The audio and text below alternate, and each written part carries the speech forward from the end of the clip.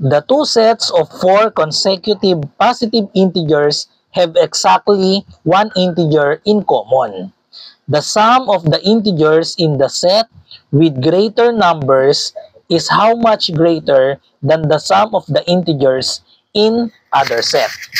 So the choices are 4, 7, 8, 12, and 15. So we can solve this problem using trial and error. So we can choose any four consecutive numbers. So we have two sets of four consecutive positive integers have exactly one integer in common. So we can choose any four consecutive integers. So to make the solution simpler, we will choose the least set of four consecutive positive integers, and that is 1, 2, 3, and 4. Okay? So we can choose any set of four consecutive positive integers. So we will just use the list 1, 2, 3, 4 to make the solution simpler. Okay? So they have exactly one integer in common. So that means the other set of four consecutive integers are 4, 5, 6, and 7 because they have exactly one integer in common, and that integer is 4. Okay? So now we just add the two sets and then we will subtract it. But they have common of 4, so we just need to add these three integers and then these three integers and then subtract. Okay, so 1 plus 2 plus 3, that is equal to 6. And then 5 plus 6 plus 7, so 5 plus 6 is 11, plus 7, we have 18.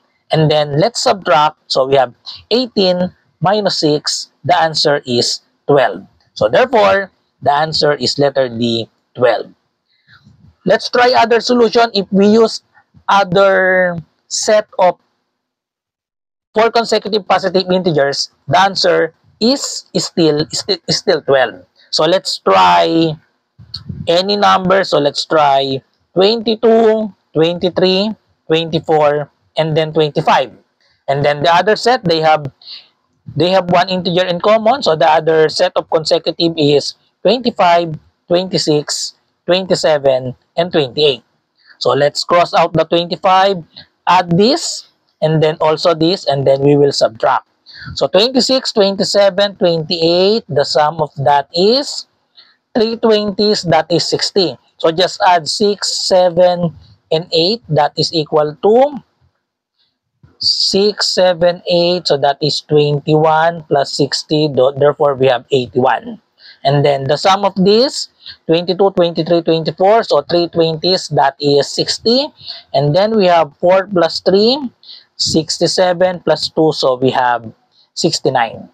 So if we subtract this 81 minus 69, the answer is still 12. 11 minus 9, we have 2. This will become 7 minus 6, so 12. So same answer. So we just need to choose the least four consecutive integers to make the solution simpler. So we got answer of 12. Follow for more.